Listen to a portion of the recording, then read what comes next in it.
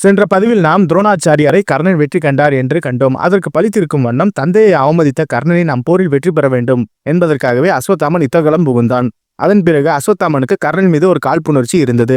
நாம் ஒரு அந்தணராக இருந்தாலும் சரி, அனைத்தையும் கட்டாலும் சரி, ஒரு தாழ்ச்சி குலத்தவன் நமக்கு நிகராக போர் செய்கிறானே, இவனை போரில் வெற்றி பெற வேண்டும் நிச்சயமாக என்ற எண்ணம் இருந்தது. அது மட்டும் இல்லாமல் துரியோதனனுக்கு நாம் சிறு வயதிலிருந்தே நண்பன், இவன் புதிதாக பல்வேறு இடத்தை பிடிக்கிறான் என்று கோபமும் இருந்தது. அந்த கோபம் எப்படி வெடித்தது என்று இப்பதிவில் காண்போம். நண்பர்களே, வாருங்கள். வாழ்க வளமுடன். அனைவருக்கும் தமிழ் வணக்கம். டிங் டிராகன் யூடியூப் சேனல் வாயிலாக உங்கள் அனைவரையும் சந்திப்பதில் மிக்க மகிழ்ச்சி. நாம் இந்த பதிவில் கர்ணனுக்கும் அஸ்வத்தாமனுக்கும் போர் வந்தால் யார் வெற்றி பெறுவார் என்பதனை கற்பனை வடிவிலாக ஒரு போரை முழுமையாக காண்போம். நண்பர்களே, நீங்கள் இப்பொழுதுதான் என் சேனலை பார்க்கிறீர்கள் என்றால் தயவு செய்து சப்ஸ்கிரைப் செய்யுங்கள்.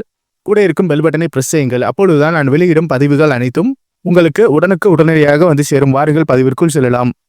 நாம் சென்ற பதிவில் துரோணாச்சாரியாரை கர்ணன் வீழ்த்தினான் என்று கண்டோம். அதன் தொடர்ச்சி தான் இந்த பதிவு. அஸ்வத்தாமன் யார் என்று பார்த்தால் அவர் ஒரு சிரஞ்சீவி ஆவார். என்றும் வாழும் ஒரு சிரஞ்சீவி. 7 சிரஞ்சீவிகளில் ஒருவன். சிவபெருமானிடமிருந்து அவர் பிறந்தார். சிவபெருமான் அம்சமாகவே துரோணருக்கு மகனாக இவர் பிறந்தார். துரோணர் மகன் வேண்டும் என்பதற்காக தவம் புரிந்தார். சிவபெருமானிடமிருந்து எந்த மாதிரி மகன் வேண்டும் என்று அவர் கேட்டதற்கு, நீங்கள் எனக்கு மகனாக வாருங்கள் மகாதேவா என்று உரைத்தார்.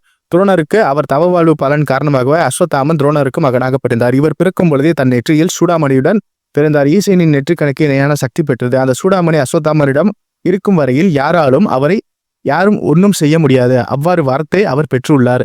யாரும் அவரை வெற்றி பெறவும் முடியாது, அவரை வதம் செய்யவும் முடியாது. அவர் சிரஞ்சீவி வாழ்வார், நோய் நொடியற்று அத்தகைய சக்தி பெற்று அந்த சூதாமணி அவரிடமே இருந்தது. அதே போல கர்ணனை பற்றி உங்களுக்கே தெரியும். சூரியனின் புத்திரன், கவசத்தை குண்டலத்தையும் கொண்டவன், பிறக்கும் பொழுதே சூரிய தேவனின் முழு ஆற்றலையும் பெற்றுதான் பிறந்தவன். இவ்வாறு இருக்க இந்த இரு வீரர்கள் போர் செய்தால் என்னவாகும், உலகம் எப்படி ஸ்தம்பித்து போகும், என்ன பிரளயம் வரும் என்பதை காண்போம். எனவே தந்தையை அவமானம் செய்த கர்ணனை போருக்கு அழைக்க வேண்டும் என்பதற்காகவே துவந்த யுத்த அறைகோல் விடுத்தான் அஸ்வத்தாமன். மேலும் கர்ணனை அவமதிக்கும் வகையில் தாட்சி குலத்தில் பிறந்த கர்ணா, நீ எல்லாம் ஒரு வீரனா, நீ எவ்வளவு தைரியம் வாய்ந்தவனா, நீ எல்லாம் எங்களுக்கு இணையே கிடையாது என்று பல்வேறு வகையில் அவரை திட்டினான். கர்ணன் அப்பொழுதும் பொறுமையாக தான் இருந்தான். பொறுத்து பார்த்தான். அதற்கு பிறகு, உங்களைப் போல அனைத்தும் கிடைத்த ஒருவர்களுக்கு நான் செய்யும் சிறு செயல்கள் கூட பொறுக்க முடியாமல் இருக்கிறது. எனவே உங்களை நான் நிச்சயமாக வெற்றி பெறுவேன். உங்களுக்கு பதில் கூறவே நான் யுத்தகளம் வந்துள்ளேன். எனவே இருவரும் போர் செய்ய யார் வெற்றி பெறுவார் என்று காண்போம் என்று இருவரும் தங்களின் போரினை வெளிப்படுத்த ஆயத்தமாக இருந்தார்கள். இருவரும் போர் செய்ய தொடங்கினார்கள். அஸ்வத்தாமன் கையில் இருப்பது சிவதனுசுக்கு ஒப்பான சக்தியை பெற்றது. அதே போல கர்ணனின் கையில் இருப்பது விஜயதனுசுக்கு சக்தியை பெற்றது. விஜயதனுசு என்று நீங்கள் எல்லாம் நினைக்கலாம். ஆனால் விஜயதனுசு அவன் யுத்தத்தின் 17ஆம் நாள் மட்டுமே பயன்படுத்தி செய்தார். அதன் வரை அந்த விஜயதனுசை அவர் எடுக்கவில்லை. அது மட்டும் இல்லாமல் இவர் கவசத்தையும் குண்டலத்தையும் தானம் செய்துவிட்டுதான் பல்வேறு வீரர்களை வெற்றி பெற்றுள்ளார். எனவே அனைத்தும் இருந்தால் கர்ணன் எப்படி போர் செய்வார் என்பதை காண்போம். முதலில் இருவரும் தயாராக இருந்தார்கள். தாக்குதலுக்கு சமயம் வரும் வரை காத்திருந்து தாக்குதலுக்கு தயாராக இருந்தார்கள். இருவரும் அம்பு மலையை பொழிய தொடங்கினார்கள். கர்ணன் 12 சரங்களை முதலில் அஸ்வத்தாமன் மீது செலுத்தினான். அதே போல இவனும் தாக்குதலுக்கு தன் அம்பினை கர்ணன் மீது செலுத்தினான். துவந்த யுத்தம் நடந்து கொண்டே இருந்தது. அவன் பல்வேறு அம்புகளை செலுத்த கர்ணனும் ஒன்றன் பின் ஒன்றாக செலுத்தி கொண்டே இருந்தார். எனவே அம்பினை செலுத்த கர்ணனுக்கு ஒன்றும் நேரவில்லை. காரணம், அவன் உடம்பில் கவசமும் குண்டலமும் அவனுக்கு அரணாக இருந்து காப்பாற்றியது. அதே போல அஸ்வத்தாமன் மீது கர்ணன் செலுத்திய அஸ்திரம் அவனை ஒன்றும் செய்யவில்லை. அவனுக்கு ஒன்றும் நேரவில்லை. காரணம், அவன் உடம்பில் காயம் ஏற்பட்டாலும் அந்த சூடாமணி அருளால் அந்த காயங்கள் அனைத்தும் குணமாகிவிட்டது. மேலும் கோபம் கொண்டு இருவரும் ஒருவரை ஒருவர் தாக்க ஆயத்தமாக இருந்தார்கள். 1 முதல் 100, 1000, லட்சம், கோடி என சரங்களை தொடுத்து கொண்டே இருந்தார்கள். இவ்வாறு 1 முதல் பல லட்சம் சரங்களை தொடுத்து இருவரும் தங்களின் வீரத்தை வெளிப்படுத்தி இருந்தார்கள். தங்களின் அஸ்திரத்தை வைத்து அவர்களின் வித்தையை வெளிப்படுத்தினார்கள். ஆக்ரோஷத்தையும் வெளிப்படுத்தினார்கள். கர்ணன், அஸ்வத்தாமன் இருவரும் தங்களின் எதிர் அஸ்திரத்தை சமாளித்துக் கொண்டே இருந்தார்கள். ஆனால் ஒன்றும் இந்த போரானது நடுநிலையாகவே இருந்தது. மேலும் பீஷ்மரை வீழ்த்திய பிரஞ்சபிருஷ்ட என்ற ஒரு விசேஷ அஸ்திரத்தை அஸ்வத்தாமன் மீது கர்ணன் செலுத்தினான். அந்த அஸ்திரம் பற்றி உங்களுக்கு தெரியுமா? அது ஒரு அஸ்திரம் விட்டால் 1 கோடி அஸ்திரத்தை வெளிப்படுத்தி விட்டு ஏற்பாடு செய்துவிட்டு அந்த எதிரியை குத்தி கிழித்து விட்டு உடம்பை ரணமாக்கிவிட்டு உடம்பை சல்லதையாக்கிவிடும். அதாவது பீஷ்மர் எப்படி இறந்தாரோ அதே போல எதிரியை இது குத்தி கிழித்து விடும். அதே போல விசேஷ அஸ்திரத்தை அஸ்வத்தாமன் அந்த விசேஷ அஸ்திரத்தை கர்ணன் மீது செலுத்தினான். கர்ணன் தன் கவசத்தையும் குண்டலத்தையும் வைத்து கொண்டு சமாளித்தான். குண்டலத்தையும் வைத்து அவன் போர் புரியாவிட்டால் அஸ்வத்தாமன் அவன் செலுத்திய பிரம்மாசுரஸ்திர அஸ்திரத்தை விசேஷ சக்தி அஸ்திரத்தால் கர்ணன் நிச்சயமாக முறியடித்து விட்டிருப்பார். அர்ஜுனன் ஒரு விசேஷ அஸ்திரத்தை கூட அதை வைத்துதான் போர் செய்து கொண்டிருந்தார். அதே போல விசேஷ அஸ்திரம் கொண்ட ஒரு ஆயுதத்தை உருவாக்கிவிட்டு அதை அம்புமலியாக பொழிந்தாலும் அதை சமாளித்து விடுவார் அர்ஜுனனும் கர்ணனும். பிறகு கர்ணன் அக்னி அஸ்திரத்தை அஸ்வத்தாமன் மீது செலுத்தினான். அந்த அஸ்திரமானது அஸ்வத்தாமனை பஸ்பம் செய்ய வருவதற்கு வந்தது. பதிலுக்கு அஸ்வத்தாமன் வர்ண அஸ்திரத்தை வைத்து அக்னி அஸ்திரத்தை அணைத்தார். பிறகு அஸ்திரம் உபயோகம் செய்த கர்ணன் அஸ்வத்தாமனை மூர்ச்சி அடைய வைக்குவதற்கு ஒரு விசேஷ தாந்திரிக அஸ்திரத்தை அவன் மீது செலுத்தினான். அது மூர்ச்சி அடைய விடாமல் அவனை காத்தது. ஆனால் அந்த மூர்ச்சையிலிருந்து தப்பிக்க அஸ்வத்தாமன் என்ன செய்தார் என்றால் ஒரு விசேஷ அஸ்திரத்தை செலுத்தி அதை முறியடிக்க செய்தார். பிறகு இந்திரஜால அஸ்திரத்தை உபயோகம் செய்து ஒன்றுக்கு மேற்பட்ட எதிரிகளை வந்து தாக்குவதற்கு ஏற்பமாறு கர்ணன் செய்தார். ஆனால் பஞ்ச அஸ்திரத்தை உபயோகம் செய்து அந்த மாயையை முறியடித்தார். இவ்வாறு பல்வேறு திவ்ய அஸ்திரங்கள் ஒருவரை ஒருவர் தாக்கிக் கொண்டே இருந்தார்கள். இருவரும் மூர்ச்சி அடையவும் இல்லை, சிறைப்பிடிக்கப்படவும் இல்லை, தோல்வியை ஒப்புக்கொள்ளவும் இல்லை. இவ்வாறு போர் நடந்து கொண்டே இருந்தது நெடுநேரமாக. அஸ்திரத்தை செலுத்தினால் அதிலிருந்து தப்பித்து விடுவார்கள். பிறகு பல்வேறு விசேஷ அஸ்திரத்தை செலுத்தினால் அந்த விசேஷத்துக்கு பதிலுக்கு ஒரு அஸ்திரத்தை செலுத்தி அதிலிருந்து தப்பித்து விடுகிறார்கள். ஒரு உபயோகமான ஒரு கவசத்தை ஏற்பாடு செய்து கர்ணன் அந்த பல்வேறு அஸ்திரத்திலிருந்து தப்பிக்கிறார். இவர்கள் அஸ்திர விளையாட்டு தொடர்ந்து நடந்து கொண்டே இருந்தது. கோபம் கொண்ட அஸ்வத்தாமன் கர்ணனை தனுசை உடைக்க முயற்சி செய்தார். ஆனால் தனுசு உடையவில்லை. அதற்கு பதிலாக அவரின் நான் பல்முறை அறுந்து விட்டது. அதே போல அஸ்வத்தாமன் நானையும் கர்ணன் அறுத்து விட்டார். இருவரும் 12 முறை இவ்வாறு செய்து கொண்டே இருந்தார்கள். எனவே இருவரும் சளிப்படைந்து இவர்களை எப்படியாவது வீழ்த்த வேண்டும் என்பதற்காகவே அஸ்வத்தாமன் ஒரு பெரிய கதையை தூக்கி கர்ணன் மீது வீசினான். அந்த கதையை விழுந்த அதிர்ச்சியில் சற்று கதிகலங்கி விட்டார் கர்ணன். என்ன செய்ய வேண்டும் தெரியாமல் பதிலுக்கு இவரும் ஒரு கதையை வீசினார், அவரும் ஒரு கதையை வீசினார். கதை தாக்குதல் நடந்து கொண்டே இருந்தது. ஆனால் கோபம் கொண்டு இருவரும் பல்வேறு சஸ்திரத்தை உபயோகம் செய்துதான் கொண்டு இருந்தார்கள். அதன் பிறகு அஸ்வத்தாமன் ஈட்டியை செலுத்தினார். அதற்கு பதிலாக கர்ணனும் ஒரு ஈட்டியை செலுத்தினான். கோடாரியை வெட்டி வீசி எறிந்தான், அதை வெட்டி வீசுவதற்காகவே. பதிலுக்கு இவரும் ஒரு கதையை வீசி அதை தடுத்து எறிந்தார். இருவரும் கோடாரியை வைத்தும் போர் செய்து பார்த்தார்கள். ஒன்றும் சமாளிக்க முடியவில்லை இருவராலும்.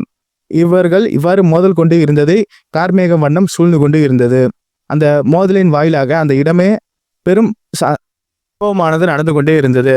அந்த கார்மேகம் சூழ்ந்த வண்ணம் அங்கு மழை வரும் போலே ஒரு கருப்பான சூழ்நிலை ஆகிவிட்டது. போருக்கும் இருவருக்கும் என்ன நடக்குது என்று இருவருக்குமே தெரியவில்லை. அதே போல சுற்றி இருக்கும் மக்களுக்கும் தெரியவில்லை என்ன செய்வது என்று தெரியாமல். இறுதியாக இருவரும் தங்களின் விசேஷ வாளை எடுத்து போர் செய்தார்கள். அஸ்வத்தாமன் பல்வேறு தாக்குதலை கர்ணன் மீது செலுத்தினான். கர்ணனும் உடம்பில் குருதியானது பெருக்கெடுத்து ஓடியது. அங்கங்கள் அனைத்திலும் வெட்டி வீசியது அந்த வாளானது. ஆனால் கைகள் கால்கள் அதை வெட்டியதாலும் அதை முறியடித்து விட்டு கர்ணன் பிறகு அஸ்வத்தாமன் உடம்பில் பல்வேறு கோடுகளை போட்டான். பல்வேறு வாள்களால் அஸ்வத்தாமன் உடம்பில் காயமாக்கினாள். அஸ்வத்தாமன் சிரஞ்சீவி என்ற காரணத்தினாலும் சுடாமணி இருப்பதன் காரணமாகவும் அந்த காயங்கள் அனைத்தும் பூர்ணமாக குணமடைந்து விட்டது. இருவரும் சாகாவரம் பெற்றவர்கள் என்ற காரணத்தினால் முடிவே வரவில்லை. ஆனால் அனைத்தையும் விட்டுவிட்டு இருவரை அழித்து விட வேண்டும் என்பதற்காகவே போர் செய்து கொண்டே இருந்தார்கள். அதில் கர்ணன் சற்று கை ஓங்கிதான் இருந்தது, ஏன் என்று தெரியவில்லை. ஆனால் இருவரும் மல்யுத்தம் புரிந்தார்கள். மல்யுத்தத்தில் அஸ்வத்தாமனால் சமாளிக்க முடியவில்லை. காரணம் இவன் ஒரு சிரஞ்சீவி, அவன் ஒரு சத்திரியன் என்ற காரணத்தினால. அவன் உடல் வலிமையில் மிகுதியானவர் கர்ணன். அஸ்வத்தாமல் ஒரு அந்தரன் கறந்தனால் உடல் வலிமை சற்று கம்மியாக தான் இருந்தது. பிறகு கோபம் கொண்ட அஸ்வத்தாமன் நாராயண அஸ்திரத்தை கர்ணன் மீது செலுத்தினான். நாராயண அஸ்திரம் என்றால் உங்களுக்கே தெரியும், திருமாலின் கையில் இருக்கும் இணையான சக்தி பெற்ற ஒரு அஸ்திரமாகும். எனவே அந்த அஸ்திரம் செலுத்திய பொழுது அந்த நாராயண அஸ்திரத்தில் இருந்து பல்வேறு கதைகளும் ஈட்டிகளும் கோடாரிகளும் பல்வேறு சுதர்சன சக்கரங்களும் வெளிப்பட்டு அஸ்வத்தாமன் செலுத்திய நாராயண அஸ்திரம் கர்ணனை சாம்பலாக்க வந்தது. ஆனால் அஸ்வத்தாமனிடமிருந்து இது தப்பிப்பதற்காக பரசுராமர் ஒன்று கற்றுக் கொடுத்து இருந்திருக்கிறார் கர்ணனுக்கு. அது என்னவென்று பார்த்தால், எப்பொழுது நாராயண அஸ்திரம் உன்னை தாக்க வருகிறதோ கர்ணா, நீ அதன் முன் தாக்குதல் தொடுக்காமல் ஓம் நமோ நாராயணா என்று கூறு. அப்பொழுது நீ செய்தால் அந்த அஸ்திரம் உன்னை தாக்காமல் பிறகு எய்தவன் இடமே சென்று விடும் என்று கூறினாள். தன் குருவின் அறிவுரைப்படி அந்த அஸ்திரத்தை தாக்காமல் வணங்கி நின்றான். எனவே அந்த அஸ்திரம் கர்ணனை தாக்காமல் அஸ்வத்தாமனிடம் சென்று சேர்ந்தது. எனவே இந்த அஸ்திரத்திலிருந்து தப்பித்த கர்ணனை பார்த்து இகழ்ந்து பேசினான் அஸ்வத்தாமன். கோபத்துடன் ஆணவத்துடன் ஒன்று கூறினார். அப்பொழுது அஸ்வத்தாமன் கோபத்துடன் என்று கூறினான் என்று பார்த்தால், அங்க தேசத்து மன்னனாக இருக்கும் கர்ணா, சரணாகதி வேண்டும் என்று நீ நினைத்தால் என் காலில் வந்து விழு, இல்லை என்றால் என் தந்தையின் காலில் வந்து விழு. உன்னை போன்றவர்களுக்கு இதுதான் சரியான படம். அதை விட்டு கொலைத்தனமாக இறைவனை பிரார்த்திப்பது, மேலும் அஸ்திரத்திற்கு தலை குனிவது, அஸ்திரத்திற்கு அமைதியாக இருப்பதெல்லாம் சத்திரிய தர்மம் கிடையாது. ஆம், சத்திரியம் என்றால் சத்திரிய தர்மம் கடைபிடிப்பான். நீதான் சத்திரியன் கிடையாது. நீ ஒரு தாழ்ச்சி குலத்தில் பிறந்தவன் தானே. மேலும் நீ தேரோட்டியின் மகன் தானே. தேரோட்டியின் மகன் காரணமாக இவ்வாறு நீ பணிந்து போகிறாய். அதன் காரணமாக இவ்வாறு அனைத்தையும் தண்டனையாக வாங்கி விடுகிறாய். இதுதான் உன் வீரமா என்று ஏளனத்துடன் கர்ணனை பார்த்து அஸ்வத்தாமன் தூற்றினான். அதற்கு அவைகள் இருந்து தப்பிப்பதற்காக தான் இவ்வாறு செய்தேன் அஸ்வத்தாமா, இதுதான் தர்மம். மேலும் அவ்வாறு அவன் கூறும்பொழுது அவைகள் இருந்த அனைவரும் பார்த்து சிரித்தார்கள். இது கர்ணனுக்கு தேவைதான். துரோணாச்சாரியர் அதற்கு மௌனம் சாதித்தார். என்னால் முடியாததை என் மகன் செய்கிறான் என்று மகிழ்ச்சியாக அப்பொழுது பார்த்து சிரித்தார். கிருபாச்சாரியார் துரோணரை பார்த்து, நிறுத்தி விடுங்கள் மைத்துனரே, இது இவ்வாறு நடந்து கொண்டே இருந்தால் ஒரு வீரனை நாம் அவமானம் செய்வதற்கு சமம். அது மட்டுமில்லாமல் நாம் அஸ்வத்தாமன் ஏன் இவ்வாறு போர் செய்கிறான், இது தவறு என்று கூறி அவனை நிறுத்தி விடுங்கள் என்று கூறினார். அதற்கு துரோணாச்சாரியார், என்ன கூறுகிறீர்கள் கிருபரே? இவனை இவ்வாறு தலைகுனிய வைத்தாதான் நம் திறமை என்னவென்று உலகத்தாருக்கு தெரியும். இவனை போன்ற ஆணவம் கொண்டவர்களுக்கு இதுதான் சரியான பாடம் என்று துரோணர் கூறினார். இவனை போன்ற ஏளனம் கொண்டவர்களுக்கு என் மகன் நன்றாக தான் பாடம் புகட்டி விடுகிறான். குருவுக்கு மகன் தப்பாமல் பிறந்துகிறான் என்று துரோணர் பதிலுக்கு அவரை சமாதானம் செய்தார். அதற்கு கோபம் தலைக்கேறிய கர்ணன், உங்களை போன்ற இருப்பவர்களுக்கும் ஆணவம் உடம்பிருந்தது. என்னை போன்ற திறமையை வைத்து போர் செய்வதற்கு தனிக்குழிவும் அவமானமும் மட்டுமே மிச்சம். இது இல்லாமல் பணிவு இருப்பவர்கள் இடத்தில்தான் வீரமும் இருக்கும் என்றவே பல்வேறு வகையில் கர்ணன் இருவரையும் பார்த்து திட்டிவிட்டான். இவ்வாறு போர் ஆனது தொடங்கி வாய்க்காத்தகராக மாறிவிட்டது. இப்பொழுது கோபம் தலைக்கேறிய கர்ணன், இங்கே பார் அஸ்வத்தாமா, இன்றோடு நான் உன்னை வதம் செய்து விடுகிறேன். இப்பொழுது நான் விடும் அஸ்திரத்திற்கு உன்னிடம் பதில் உள்ளதா என்று கோபத்துடன் கர்ஜித்தபடி தன் கையில் உள்ள வில்லை ஏந்தி அஸ்வத்தாமனை பார்த்து என்ன செய்தான் என்று பார்த்தால், மனதில் தியானித்தான் கர்ணன். நாகராஜன் தக்ஷகனே, என் முன் உடனேயாக வந்து தோன்று, எதிரில் இருக்கும் அஸ்வத்தாமனை நீ வதைத்து விடு என்று கூறினான் கோபத்துடன். அஸ்வத்தாமனுக்கு அஸ்திரத்தை செலுத்த ஆயத்தமாக இருந்தால் கர்ணன். அப்பொழுது மனதில் தியானித்து அந்த அஸ்திரத்தில் கர்ணன் தக்ஷகனை உரைய வைத்தான். அதனோடு தக்ஷகனின் மகனான அஸ்வசேமனும் அந்த நாகங்களும் அனைத்தும் சேர்ந்து அஸ்வத்தாமனை தாக்க ஆயத்தமாக இருந்தது. அப்பொழுது அஸ்வத்தாமன் சற்று பயந்தான். இந்த நாகம் என்னை என்ன செய்துவிடும், மேலும் இந்த நாகத்தால் எப்படி தப்பிப்பது, மேலும் எனக்கு எதுவும் நேர்ந்து விடக்கூடாது என்று அவன் பிதற்றினான். என்று இருந்தாலும் இந்த நாகத்தை நாம் தோற்கடிக்க வேண்டும், இதிலிருந்து தப்பிக்க வேண்டும். பயத்தை வெளிக்காட்டாமல் அஸ்வத்தாமன் அதை தைரியமாக எதிர்கொள்ள தயாராக இருந்தான். கருட அஸ்திரத்தை அந்த அஸ்வத்தாமன் நாக அஸ்திரத்திற்கு எதிராக செலுத்தினான். அப்பொழுது கருட பகவானின் சக்தி கொண்ட அந்த அஸ்திரம் அந்த நாகத்தை அழிக்கும் என்று நினைத்து அந்த அஸ்திரத்தை செலுத்தினான். எனவே இந்த கருட அஸ்திரத்தை வேறு யாராவது செலுத்தியிருந்தால் நிச்சயமாக அந்த நாக அஸ்திரம் அவனை வதம் செய்திருக்கும். கருட அஸ்திரமும் நாகத்தை வதை செய்திருக்கிறோம். ஆனால் கருட பகவான் அஸ்திரமானது கர்ணன் கையில் இருக்கும் விஜயதனுசிற்கு ஒப்பாக சக்தியை பெற்றது கிடையாது. அவன் வில்லாற்றலும் அதற்கு ஒப்பான சக்தியே கிடையாது. அதனுடன் நாகங்களும் சேர்ந்து வருகிறது. எனவே கருட அஸ்திரம் தாக்குப்பிடிக்க முடியாது. அதன் காரணமாக கர்ணன் செலுத்திய நாக அஸ்திரம் அதில் உறைந்த நாகங்களும் மேலும் தக்ஷகன் அவன் மகனான அஸ்வதேமனன் கர்ணனின் சக்திகளும் அனைத்தும் ஒன்று சேர்ந்து அஸ்வத்தாமனின் வதைப்பதற்காக முன்னேறி வந்தது. கர்ணன் செலுத்திய அஸ்திரமானது நெஞ்சில் குறிவைத்து செலுத்தினான் அஸ்வத்தாமன் மீது. இரு நாகங்களும் அவன் உடம்பை உள்ள அனைத்து அசுத்தமான விஷங்களும் மேலும் கொடிய விஷங்களும் உயிரை பறிக்கும் விஷங்களும் அனைத்தும் அஸ்வத்தாமன் உடம்பில் செலுத்தப்பட்டது. அவன் உடம்பானது விஷமாக மாறிவிட்டது. அப்பொழுது துரோணாச்சாரியர் சற்று துன்பம் அடைந்தார். என்ன செய்வதென்று அறியாமல். அதற்கு பிறகு அஸ்வத்தாமன் மூர்ச்சை அடைந்து கீழே விழுந்தான். அப்போது கர்ணன் வெற்றி பெற்றான் என்று அறிவிக்கப்பட்டது. ஆனால் அவன் உடம்பிலிருந்து விஷமானது இறங்க தொடங்கியது. காரணம் என்னவென்று பார்த்தால் அந்த சூடாமணியின் சக்தியானது சிவபெருமானின் அருள் கிடைத்ததன் காரணமாகவே அந்த விஷமானது முறிந்து விட்டது. அவன் அஸ்வத்தாமன் பழையபடி எழுந்து நின்று போர் செய்ய தொடங்கினான். பிறகு என்ன செய்வதென்று தெரியாமல் திகைத்து போன கர்ணன் இந்திரன் கையில் இருக்கும் வஜ்ர அஸ்திரத்தையும் சக்தி அஸ்திரத்தையும் வாசவி சக்தி அஞ்சலிக்க சக்தி போன்ற அனைத்து அஸ்திரங்களையும் செலுத்தினான். இறுதியாக குண்டலத்தை இழந்துவிட்டு அவன் சக்தி அஸ்திரம் பெற்றான் என்று உங்கள் அனைவருக்கும் தெரியும். நாம் ஒரு கற்பனை போராக இதை பார்ப்பதனால் குண்டலமும் சக்தி அஸ்திரமும் அனைத்தும் கர்ணனிடம் இருந்தால் என்னவாகும் என்பதனை காண்போம். எனவே இந்திரனிடமிருந்து பெற்ற அந்த வாசவி சக்தி அஸ்திரத்தை வைத்து அஸ்வத்தாமன் மீது செலுத்தினான். அதற்கு பதிலுக்கும் பல்வேறு அஸ்திரங்களை செலுத்தினான். அனைத்து அஸ்திரங்களையும் உடைத்து போட்டுவிட்டு அந்த அஞ்சலிக்கா சக்தி அஸ்திரமானது அஸ்வத்தாமன் நெஞ்சில் சென்று தாக்கியது பலமாக. அப்பொழுது அவனும் மூர்ச்சி அடைந்தான். பிறகு அஸ்வத்தாமன் தோற்றுவிட்டான், கர்ணன் வெற்றி பெற்றான் என்று நினைக்கும் பொழுது அந்த அஸ்திரம் அவனை தாக்கி மூர்ச்சியை தான் ஆக்கிவிட்டது. ஆனால் அந்த சூடாமணியின் அருளின் காரணமாக அந்த அஸ்வத்தாமன் உயிர் பிரியாமல் பிறகு எந்திரித்து நின்று விட்டான். பிறகு கோபம் கொண்ட அஸ்வத்தாமன் இன்று கர்ணனை நாம் வதம் செய்ய வேண்டும் என்பதற்காகவே பிரம்மாஸ்திரத்தை செலுத்தினான். ஆனால் அவனுக்கு திரும்ப பெறும் ஞானம் கிடையாது என்று உங்களுக்கு தெரியும். அதை துரோணன் வாயிலாக அவன் கற்று விட்டுவிட்டால் என்ன வரும் என்று காண்போம். அதே போல இவனும் கர்ணனும் பிரம்மாஸ்திரத்தை செலுத்தினான். இரு பிரம்மாஸ்திரங்களும் மோத தயாராக இருந்தது. ஆனால் பிரம்மாஸ்திரம் செலுத்தினாலும் பயனில்லை. கர்ணன் செலுத்திய பிரம்மாஸ்திரம் அஸ்வத்தாமனை ஒன்றும் செய்யாது, கர்ணன் சூடாமணி. அஸ்வத்தாமன் செலுத்திய பிரம்மாஸ்திரம் கர்ணனை ஒன்றும் செய்யாது, கர்ணன் கவசமும் குண்டலும்.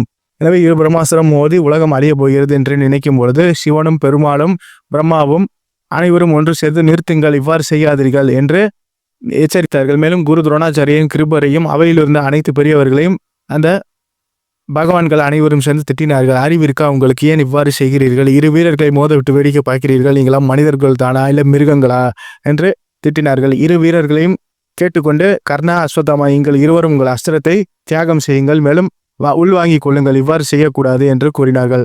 அப்பொழுது இறைவா, நீங்கள் சொல்லும்படி நான் இதை எடுத்துக்கொள்கிறோம். ஆனால் யார் வெற்றி பெற்றார் என்று நீங்கள் கூறுங்கள். அப்பொழுது துரியோதனன், நீங்கள் இருவரும் என் நண்பர்கள், மேலும் என் உடன் பிறந்தவர்கள், என் உயிரினுக்கும் மேலான நண்பர்கள். இவ்வாறு நீங்கள் மோதிக்கொண்டால் அது எனக்கு தான் அவமானம். நீங்கள் இருவரையும் வைத்து போர் செய்ய நாங்கள் வேண்டியிருந்தால், மேலும் நினைத்திருந்தால் நீங்கள் இருவரும் இவ்வாறு ஒருவரை ஒருவர் தாக்கி கொண்டு ஏன் இவ்வாறு சாகிறீர்கள் என்று கோபித்து கொண்டு இதில் யாரும் வெற்றி பெறவும் இல்லை, யாரும் தோல்வி அடையவும் இல்லை, இவ்வாறு செய்து கொண்டே ஆனால் நான் வனவாசம் சென்று விடுவேன் என்று கூறிக்கொண்டு அனைவரையும் திட்டிவிட்டு அங்கிருந்து சென்று விட்டான் துரியோதனன் கோபமாக. இப்பொழுது நடந்ததுக்கு அனைத்திற்கும் கர்ணன், அஸ்வத்தாமன், துரோணர் மட்டுமே பொறுப்பு என்று உணர்ந்து கொண்டு மூவரும் தங்களின் தவறை உணர்ந்து கொண்டு மன்னிப்பு கேட்டார்கள். எனவே அந்த கதையானது அப்பொழுதே முடிந்து விட்டது. இதில் யாரும் வெற்றி பெறவும் இல்லை, தோல்வி பெறவும் இல்லை. இதில் வெற்றி யாருக்கு, தோல்வி யாருக்கு என்று பார்த்தால் 17 நாள் வரை துரியோதனனுக்கு அரணாக இருந்தவன் கர்ணன். கர்ணன் இறந்த பிறகு அந்த இடத்தை நிரப்பியவன் அஸ்வத்தாமன். கர்ணன் இறந்த பிறகு அந்த இடத்தை நின்று நிரப்பி அஸ்வத்தாமன் இறுதி வரை துரியோதனுக்கு துணையாக இருந்து பாண்டவர் வம்சத்தை பூண்டோடு கைலாசம் அனுப்பியவன். இதில் இருவரும் ஒரே சக்தி தான், இருவரும் சாகவரம் பெற்றவர்கள் தான், இருவரும் சிவனின் அம்சங்கள் தான், இருவரின் சக்தியானவர்கள் தான் என்று கூறிக்கொண்டு இந்த பதிவை முடித்துக் கொள்ளும் நண்பர்களே. நன்றி, வணக்கம். ஓம் நம சிவாய.